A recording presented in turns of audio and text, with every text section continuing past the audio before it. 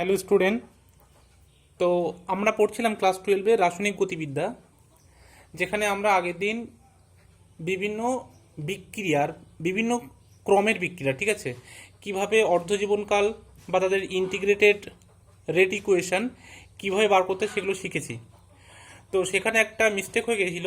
দেখো, সেখানে আমরা যে জেনারেল ইকুয়েশনটা লিখেছিলাম, মানে অর্ধজীবনকালের যে ইকুয়েশনটা, মানে এন ক্রম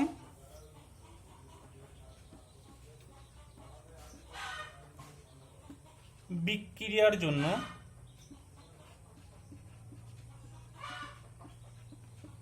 অর্ধজীবনকাল, ঠিক আছে, অর্ধজীবনকাল এটা হচ্ছে টি হাফ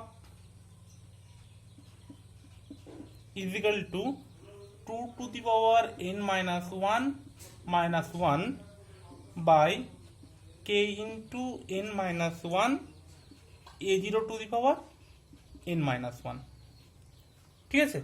তো আগের দিন এখানে -1টা দেওয়া হয়নি, তো সবাই এটা ঠিক করে নেবে, যেখানে n হচ্ছে 2 বা 2 এর থেকে বেশি, ঠিক আছে, n নট ইজিক্যাল টু 0,1, ঠিক আছে, এটা মনে রাখবে। এটা হচ্ছে 2n-1 k into n-1 a0n-1, যেখানে n এর মান 2 বা 2 এর থেকে বেশি। বুঝে গেল? আগের দিন এই -1টা কিন্তু পড়েনি, এটা সবাই একটু দেখে নেবে, ঠিক আছে। আজকে আমরা যেটা পড়বো সেটা হচ্ছে কোনো একটা বিক্রিয়ার উপর উষ্ণতার প্রভাব, ঠিক আছে, এবং সেখান থেকে আরহেনিয়াস ইকুয়েশনটা কিভাবে আসে। তো সবাই হেডিং দাও, বিক্রিয়া হারের উপর উষ্ণতার প্রভাব। এটা মুছে দিলাম। দেখো, বিক্রিয়া হারের উপর উষ্ণতার প্রভাব এবং আরহেনিয়াস সমীকরণ। বিক্রিয়া হারটা আমরা কোনো একটা বিক্রিয়ার ক্ষেত্রে কিভাবে লিখি? আমরা এভাবে তো লিখি যে বিক্রিয়া হার ইজিক্যাল টু হার ধ্রুবক কে ইন্টু বিক্রিয়ক তার পাওয়ার এন, এনটা হচ্ছে তার অর্ডার, ঠিক আছে, আর কেটা হচ্ছে এখানে হার ধ্রুবক।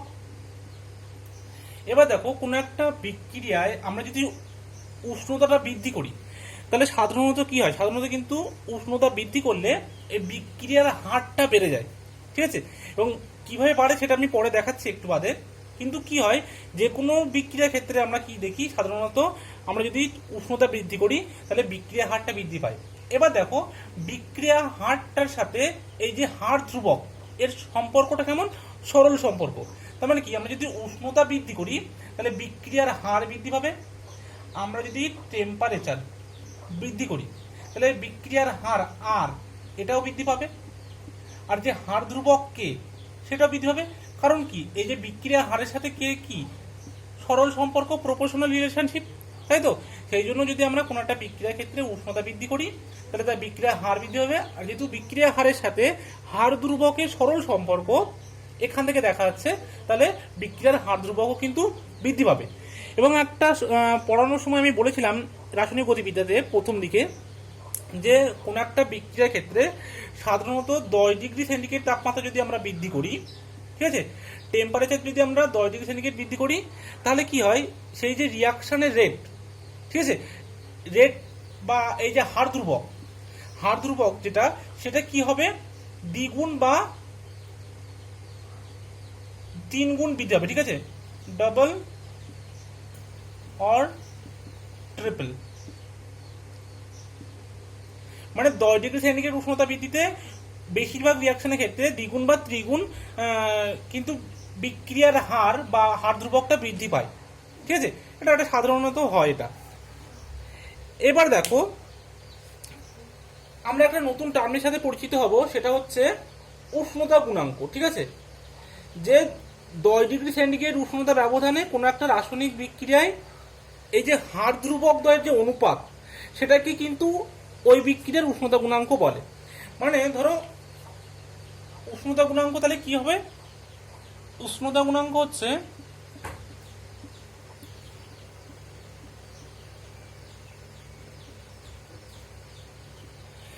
যে T°C টেম্পারেচারে যে হার ধ্রুবকটা ছিল আর যখন আমরা 10 ডিগ্রি বাড়িয়ে দেব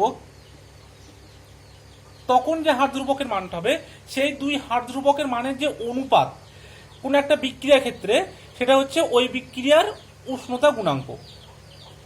বোঝা গেল? মানে 10 ডিগ্রি সেন্টিগ্রেড উষ্ণতার ব্যবধানে আমরা একই বিক্রিয়ার দুটো হার ধ্রুবকের অনুপাত করব। সেই হার ধ্রুবকের যে অনুপাত সেটা হচ্ছে ওই উক্ত বিক্রিয়ার উষ্ণতা গুণাঙ্ক। বোঝা গেল? এবার দেখো, সাপোজ একটা বলে দিল যে কোন একটা বিক্রিয়ার উষ্ণতা গুণাঙ্ক 3, বা সাপোজ ভাবে বলে দিল উষ্ণতা গুণাঙ্ক 5। ঠিক আছে? তার মানে কি, ধরো কোন একটা বিক্রিয়ার যখন ধরো সাপোজ 10 ডিগ্রি সেন্টিগ্রেড তাপমাত্রায় তার যে রেট কনস্ট্যান্ট কে এর মান ছিল এক্স, তাহলে উষ্ণতা গুণাঙ্ক যে 5 বলে দিল, তাহলে আমরা যখন 10 ডিগ্রি সেন্টিগ্রেড থেকে 20 ডিগ্রি সেন্টিগ্রেডে যাব তখন এই রেট কনস্ট্যান্টটা কি হবে, 5 গুণ বাড়বে, 5x হয়ে যাবে। বোঝা গেল? এটাই হচ্ছে ব্যাপার। মানে কোনো একটা বিক্রিয়ার উষ্ণতা গুণাঙ্ক 5 বলে দিল মানে যে তার 10 ডিগ্রি সেন্টিগ্রেড তাপমাত্রা বৃদ্ধি করাতে এই যে রেট কনস্ট্যান্টের মান 5 গুণ বৃদ্ধি পাবে, এটাই বলছে উষ্ণতা গুণাঙ্কটা। এটা দেখাচ্ছে 20 ডিগ্রি থেকে যখন 30 ডিগ্রি যাবে তাহলে কত হবে, তাহলে 30 ডিগ্রি যখন যাবে এখানে যদি 5 থাকে তাহলে এর 5 গুণ হবে, মানে এখানে হয়ে যাবে 25। বুঝা গেল? এইভাবে পরিবর্তিত হবে উষ্ণতা গুণাঙ্ক থেকে রেট কনস্ট্যান্ট, এইভাবে আমরা নির্ণয় করতে পারি কোন একটা বিক্রিয়ার ক্ষেত্রে। বোঝা গেল? এবং একটা জিনিস এখানে উষ্ণতা গুণাঙ্কর ক্ষেত্রে যে প্রমাণ তাপমাত্রা, ঠিক আছে, এটা কত ধরা হয় না 25 ডিগ্রি ধরা হয়, আর যেটা T+10 সেটা হচ্ছে 35 ডিগ্রি সেন্টিগ্রেড তাপমাত্রা। ঠিক আছে? এটা হচ্ছে প্রমাণ তাপমাত্রা উষ্ণতা গুণাঙ্কের ক্ষেত্রে, এটা একটু মনে রাখবে। ঠিক আছে? তাহলে এই পাশে এগুলো একটু মুছে দিচ্ছি আমি। এবার দেখো, যে উষ্ণতা গুণাঙ্ক 5 বলেছি, এটা আমি জাস্ট একটা এক্সাম্পল বলেছি। উষ্ণতা গুণাঙ্কর মানটা কিন্তু 2 থেকে 3 এর মধ্যেই বেশিরভাগ হয়। ঠিক আছে? সাপোজ ধরো, তার মানে যদি কোনো একটা বিক্রিয়ার ক্ষেত্রে বলে উষ্ণতা গুণাঙ্ক বলে দিল 2, ঠিক আছে, মানে সেটা হচ্ছে, আমি যদি এখান থেকে বলি K35/K25, এর মানটা হচ্ছে ধরো বলে দিল 2, তার মানে কি, তার মানে হচ্ছে যে 35 ডিগ্রি সেন্টিগ্রেড উষ্ণতায় বিক্রিয়াটির হার এই যে 25 ডিগ্রি সেন্টিগ্রেড বিক্রিয়ার অপেক্ষা দ্বিগুণ বেশি। ঠিক আছে? 35 ডিগ্রি সেন্টিগ্রেড উষ্ণতায় বিক্রিয়াটার যে হার ছিল বা হার ধ্রুবক, সেই হার ধ্রুবকের মানটা 25 ডিগ্রি সেন্টিগ্রেড উষ্ণতায় যে হার ধ্রুবক তার অপেক্ষা দ্বিগুণ বেশি। ঠিক আছে? যেটা আমি আগেরবার এখানে করলাম, এটা দ্বিগুণ করে বাড়বে। যদি উষ্ণতা গুণাঙ্কর মান এখানে যদি 2 হয়, তাহলে এখানে 10 ডিগ্রি সেন্টিগ্রেড যদি এক্স থাকে, তাহলে 20 ডিগ্রি সেন্টিগ্রেড হবে 2x, আর 30 ডিগ্রি সেন্টিগ্রেড হবে তাহলে এটা 4x। ঠিক আছে? এটা হচ্ছে উষ্ণতা গুণাঙ্কর ক্যালকুলেশন, এভাবে করতে হয়। ঠিক আছে? এবার আমরা আরএনএস ইকুয়েশনে আসছি, তাহলে এটা মুছে দিচ্ছি। এবার দেখো, আমরা পড়বো কি আরএনএস সমীকরণ। দেখো, বিভিন্ন উষ্ণতায় বহু সংখ্যক বিক্রিয়ার হার নির্ণয়ের মাধ্যমে বিজ্ঞানী আরহেনিয়াস বিক্রিয়ার হার ধ্রুবক কে আর উষ্ণতার টি এর মধ্যে একটা সম্পর্ক সমীকরণ আকারে প্রকাশ করেন, যেটাই কিন্তু আরএনএস সমীকরণ নামে পরিচিত। ঠিক আছে? সেই আরএনএস সমীকরণটা হচ্ছে K is equal to A into e to the power minus E a by R T. ঠিক আছে? যেখানে কেটা কি, কেটা হচ্ছে হার ধ্রুবক, একটু আগে বললাম। ঠিক আছে? এটা কি, এটা হচ্ছে কম্পাঙ্ক গুণাঙ্ক,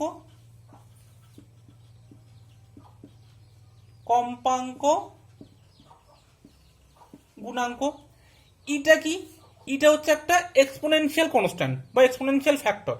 ঠিক আছে?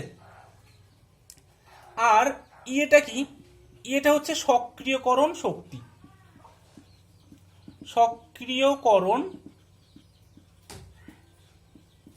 যেটাকে অ্যাক্টিভেশন এনার্জিও বলে। ঠিক আছে? আর আটটা হচ্ছে কি, সর্বজনীন গ্যাস ধ্রুবক, আটটা হচ্ছে সর্বজনীন গ্যাস ধ্রুবক। ঠিক আছে? Universal gas constant. এবং এর মানটা আমরা এখানে কত লিখবো জানো? এখানে আমরা এর মানটা লিখবো 8.314 জুল পার মোল কেলভিন। ঠিক আছে, কারণ কি এখানে যেহেতু এটা আমরা জুলে কেন নেবো, যেহেতু এখানে এনার্জি টার্ম আছে ইএ, যেটা কি সক্রিয়করণ শক্তি, তো এখানে যে শক্তির ইউনিট নেবো আমরা সেই ইউনিটের আর এর মানটা নেব। ঠিক আছে, এটা মনে রাখবে যে এই ক্ষেত্রে আমরা আর এর মানটা নেব 8.314। যখন আমরা কোনো ম্যাথ বা কোনো প্রবলেম সলভ করবো সেক্ষেত্রে আর এর মান 8.314ই বসাবো। ঠিক আছে, যেহেতু এখানে একটা এনার্জি টার্ম অলরেডি আছে এবং তাদের ইউনিটটা সেম রাখার জন্য। ঠিক আছে, এবার হচ্ছে এটা কি বললাম না, এটা হচ্ছে এক্সপোনেনশিয়াল কনস্ট্যান্ট। ঠিক আছে, এটা একটা ধ্রুবক।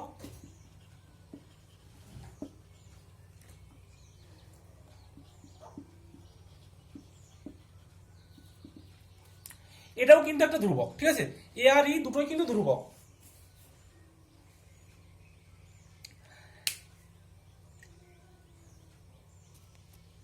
আর কি বাদ গেল? আর বাদ গেল টি। টিটা হচ্ছে কি উষ্ণতা, এটা কিনা আমরা অবশ্যই কেলভিন স্কেলে। ঠিক আছে, কেলভিন স্কেলে। ঠিক আছে, টিটা হচ্ছে উষ্ণতা কেলভিন স্কেলে। তাহলে আমরা প্রত্যেকটা টার্মের সম্বন্ধে জেনে গেলাম যে কোন টার্মটাকে কি বলা হয়। ঠিক আছে, এবার আমরা এর একটা গ্রাফ আমরা আঁকবো। ঠিক আছে, তাহলে এগুলো মুছে দিচ্ছি। দেখো গ্রাফটা বা যে লেখচিত্রটা আমরা অঙ্কন করব সেটা হচ্ছে হার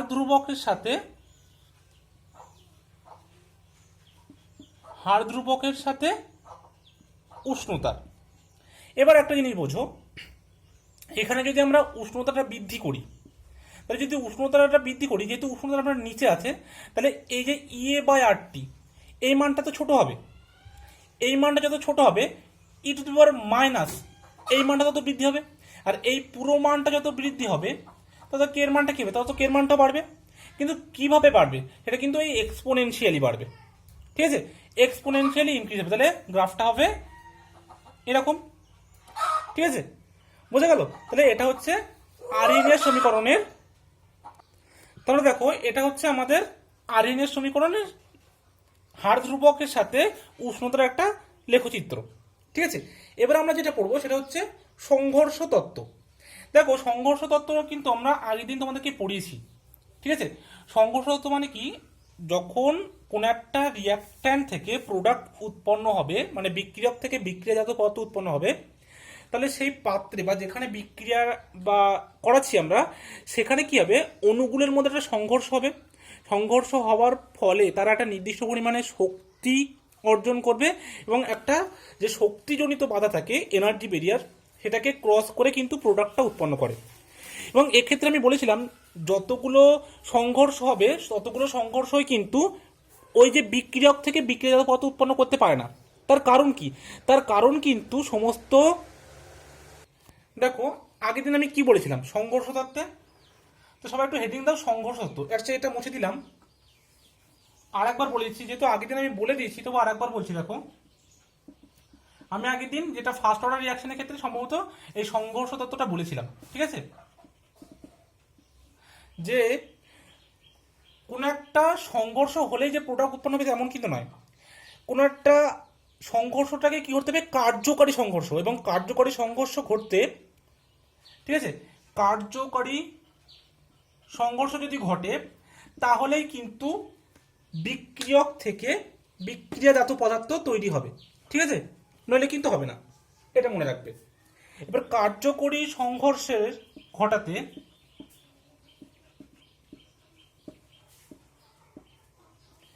বিক্রিয়ক অণুগুলিকে দু রকমের বাধা অতিক্রম করতে হয়। ঠিক আছে, বিক্রিয়ক যে অণুগুলি থাকে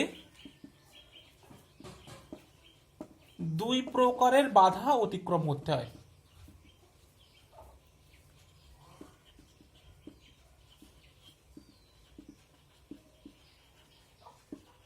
এক নম্বর কি, এক নম্বর হচ্ছে বিন্যাসগত বাধা। ঠিক আছে, তার মধ্যে এক নম্বর হচ্ছে বিন্যাসগত বাধা, যেটা কিন্তু আমি বলেছিলাম যে কোনো একটা সাপোজ ধরো দুটো NO2 মলিকিউল, ঠিক আছে, এরকম আছে nitrogen oxygen oxygen, nitrogen oxygen oxygen.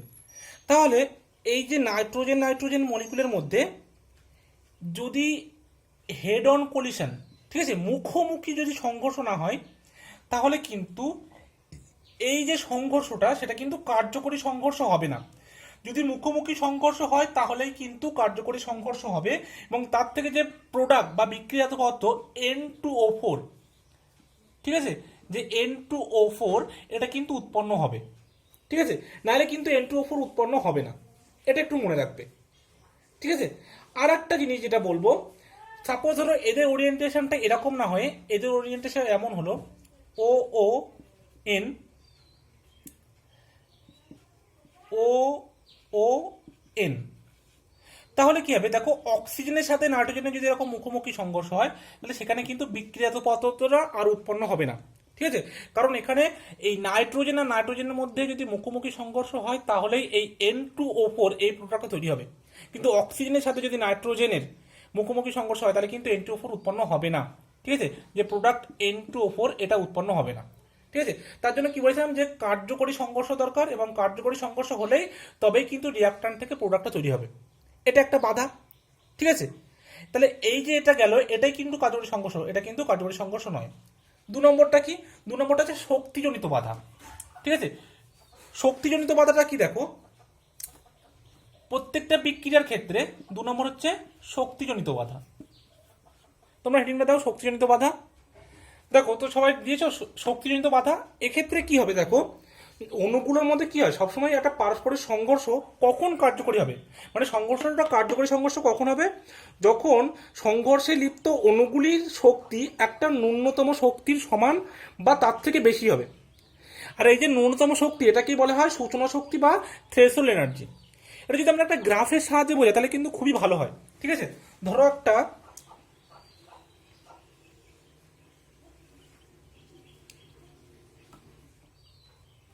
লেখচিত্র অঙ্কন করছি আমরা, এখানে নিচ্ছি শক্তি, এখানে নিচ্ছি বিক্রিয়ার অগ্রগতি,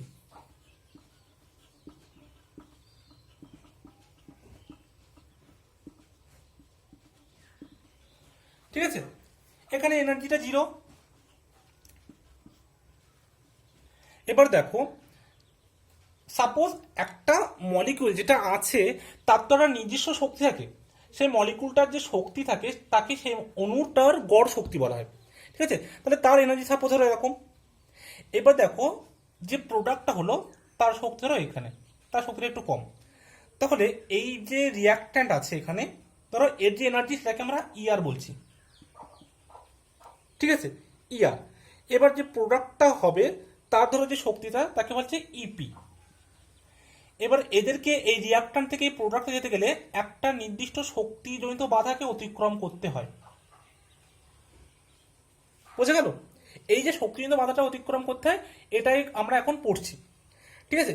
এবার দেখো এখানে কি কি কেস ঘটে, এই যে অণুগুলোর মধ্যে একটা শক্তি থাকে, এই অণুগুলোর কি করতে হয়, যে সংঘর্ষ যখন হবে তখন এই সংঘর্ষের সময় একটা ন্যূনতম শক্তি ওদের অর্জন করতে হবে, যে শক্তিটা কি হবে, এই শক্তির সমান হতে হবে বা বেশি হতে হবে। যদি এর থেকে কম হয় তাহলে প্রোডাক্ট উৎপন্ন হবে না, তাই তো।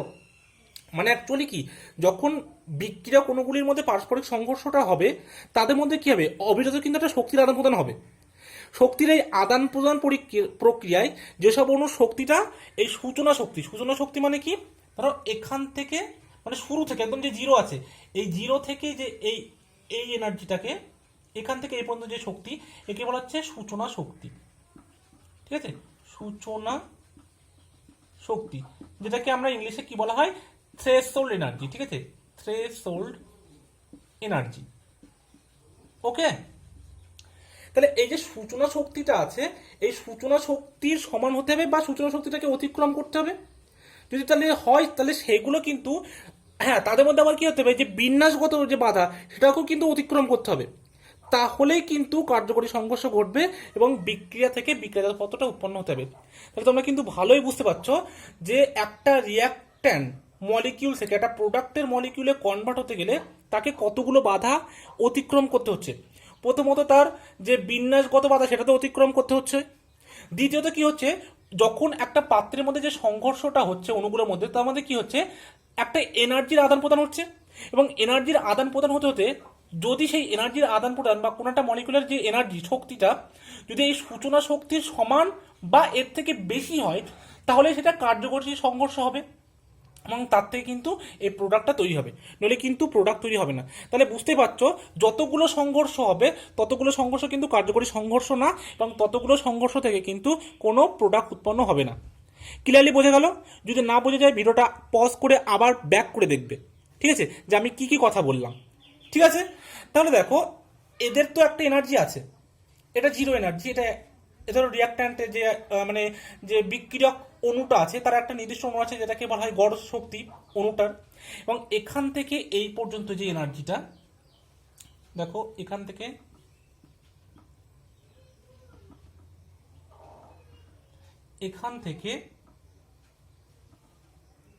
এই যে এনার্জি, এটাকে বলা হচ্ছে অ্যাক্টিভেশন এনার্জি বা ইএ। এটাই হচ্ছে ওর সক্রিয়করণ শক্তি। ঠিক আছে, এটাকে আমরা সক্রিয়করণ শক্তি বলি ইএ। এই এনার্জি ব্যারিয়ারটা ওকে ক্রস করতে হয়। আর এটাকে আমরা বলছি থ্রেশহোল্ড এনার্জি বা সূচনা শক্তি।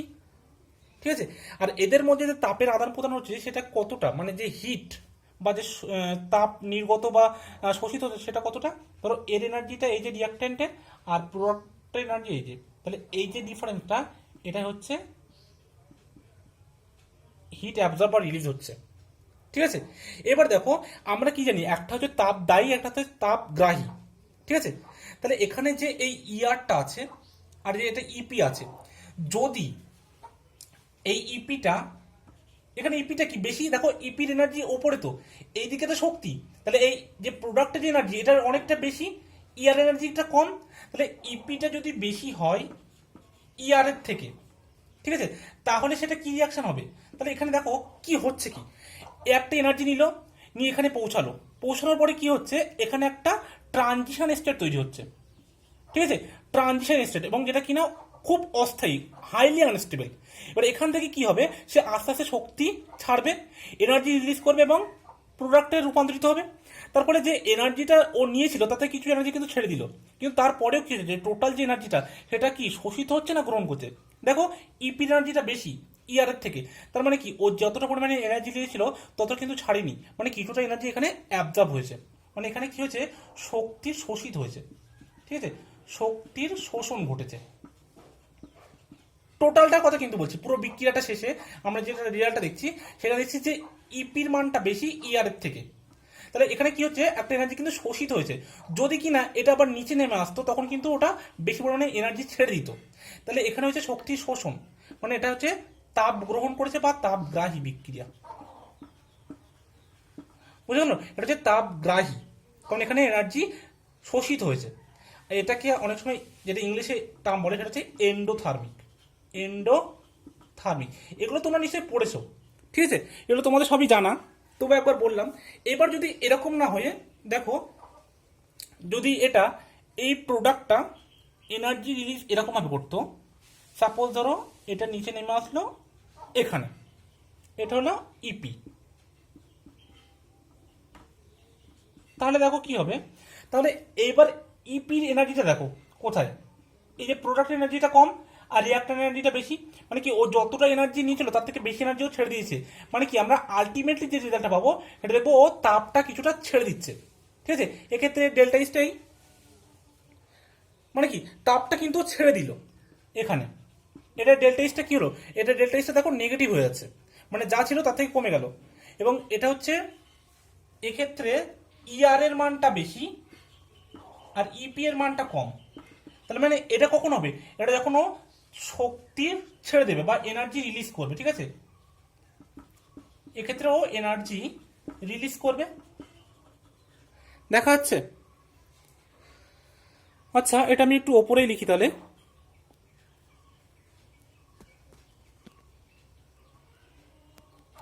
এটা এনার্জি রিলিজ করলো মানে কি, এটা তাপদায়ী বিক্রিয়া বা তাপমোচী যেটাই বলবে। ঠিক আছে, এটা হচ্ছে তাপদায়ী বিক্রিয়ার ক্ষেত্রে এটা হয়, তাহলে এটাই হচ্ছে শক্তিজনিত বাধা।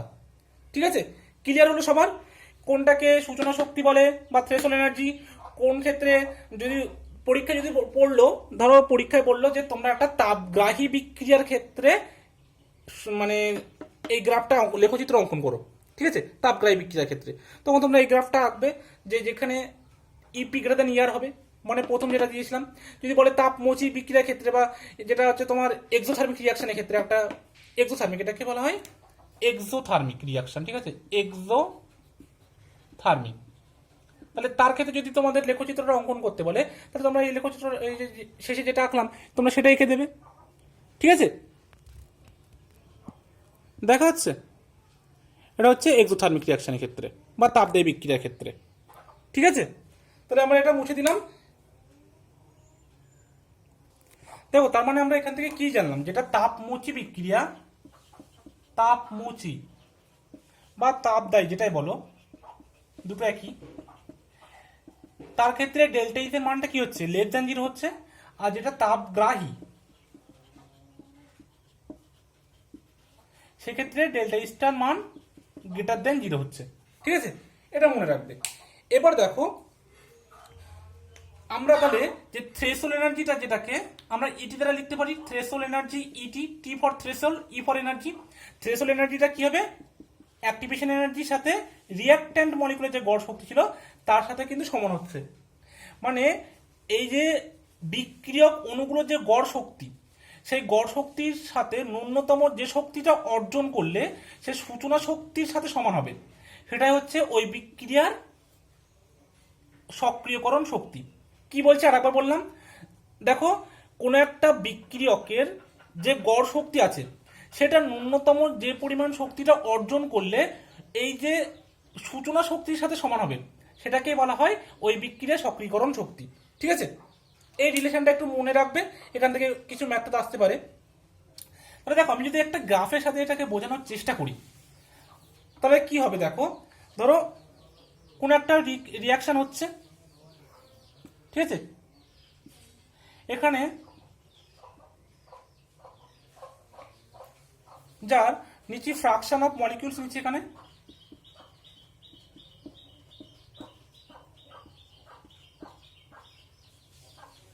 আর এদিকে তোমার নিচ্ছি ধরো কাইনেটিক এনার্জি। তাহলে দেখো গ্রাফ যেটা হবে,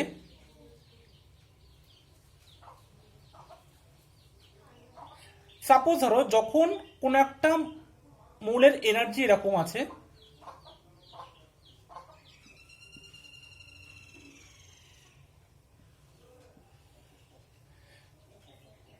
ধরো যেটা সব থেকে বেশি পরিমাণে এনার্জি নিছে সেটা ধরো 0.7, এটা দেখাচ্ছে, আচ্ছা 0.7 না, যেটা 0.4, এটা নিলাম 0.2, এটা 0.3, ধরো 0.1, আচ্ছা এটাও 0.1 নিয়ে, তাহলে দেখো কটা হচ্ছে 4 5 6 4 5 8 9, ঠিক আছে।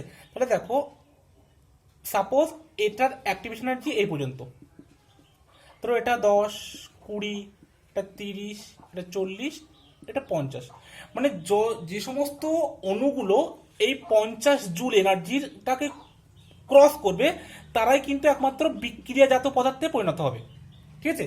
মানে এখানে যে বিক্রিয়াজাত পদার্থগুলো তৈরি হয়েছে, মানে যারা বা যে সমস্ত অণুগুলো এই 50 জুল এনার্জিটাকে ক্রস করেছে তাদের পরিমাণটা কত, দেখো টোটালটা ধরো 1, তাহলে 0.4 0.1 এখানে এসে দেখো 0.9, তাহলে 0.1 এই ফ্রাকশন অফ মলিকিউলসটা কিন্তু এই এনার্জি ব্যারিয়ারটা ক্রস করেছে এবং সেটা কিন্তু প্রোডাক্টে পরিণত হয়েছে।